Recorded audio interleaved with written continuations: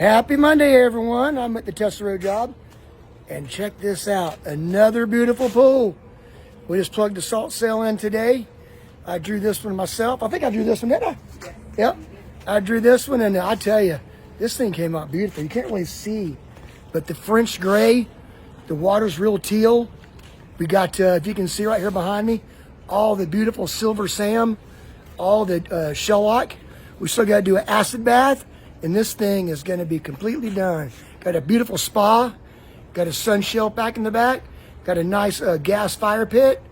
This thing just turned out. It's phenomenal. What do you think about it? Turned out great. We love it. How often have you been using it? Almost every day. Hey, and how long did it take us to build this one? I hadn't counted. About how many days? I haven't counted either. I know it was probably just over 3 months because I know we were counting down. See there? You got to get with a pool builder that don't sell 10 or 20 a month. They can't do it unless they have the staff.